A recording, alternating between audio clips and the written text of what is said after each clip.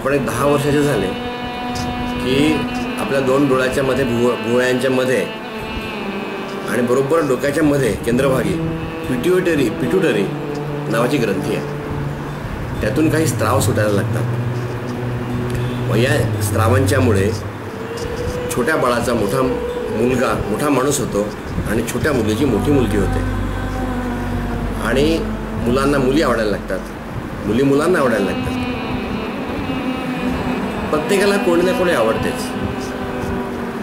फक्त कमवायला लागल्यावर आपल्या आवडणाऱ्या व्यक्तीला तू मला आवडतेस, मला तुझ्याशी लग्न करायचे हे म्हणायची हिंमत जे दाखवतात त्यांचे प्रेमविवाह होतात.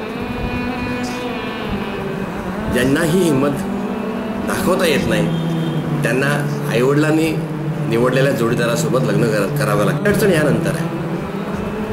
जेव्हा मुलगा मुलगी प्रेमविवाह करतात आणि दोघं जर कमावते असतील तर दोघंही आपल्या सुखासाठी लग्न करतात. तेव्हा त्यांनी लग्नाचा खर्च निम्मा करायला हवा. 85 पासून मी बघतो आहे की जेव्हा 2 कमावते मुलं प्रेमविवाह करतात तेव्हा त्यांचे लग्न सुखद होतात. सगळं आयुष्य नाही म्हणत मी, लग्न सुखद होतात. बाकी सर्व लग्न दुःखद होतात. कारण ठरवून केलेलं लग्न हा व्यवहार असतो. मग त्यामध्ये समोरच्या पार्टीला जास्तीत जास्त लुबाडणे हा दृष्टिकोन राहतो. कटू वाटेल पण हे सत्य आहे. तेव्हा मुलामुलींनो सर्वप्रथम कमावते व्हा आणि हिंमत दाखवा. आपल्या आवडत्या मुलीचा हात धरा. मुलीला सांगा मी तू मला आवडतेस, माझ्याशी लग्न करेल का? मुलाला सांगा तू मला आवडतोस, माझ्याशी लग्न करशील का? सर्व लोक एक अदृश्य वरमाळ किंवा माळा घेऊन आयुष्यभर वाट बघत असतात की मला कोणी चांगला आवडेल का, कोणी मला विचारेल का. आणि फक्त विचारलं नाही या चुकीपायी खूप मोठा आपला समाज दुःखी आहे. तेव्हा मुलींनो हात जोडून नम्र विनंती आहे, क्रांती स्वतःच्या घरी चालू करा आणि सुखाचं लग्न करा. आवडीच्या मुलीशी लग्न करा आणि सगळ्यांच्या सोयीच्या दिवशी करा. बिनमुहूर्ताचं करा आणि बिनकर्जाचं लग्न करा. सगळ्यांना जेवायला जे येतात त्यांना प्रत्येकाला एक चिकू द्या, एक पपई द्या, एक केळ द्या. चिकू, पपई, केळ ही सर्व फळं 30 रुपये किलो आहेत किंवा 20 रुपये, सगळ्यात स्वस्त आहेत. आणि जेवायला एक ताटाला आम्ही 200 रुपये का देतो? गरजच नाही, त्यांनी पोटही बिघडतात. प्रत्येकाला एक लाडू द्या आणि गावकऱ्यांना बोलवा, बाहेरगावच्या लोकांना बोलवा, त्यांच्यासाठी राहायची सोय करा. अजिबात गरज नाही. मुलीची वैद्यकीय तपासणी जरूर करून घ्यायला पाहिजे. हे तुम्ही नक्की करा.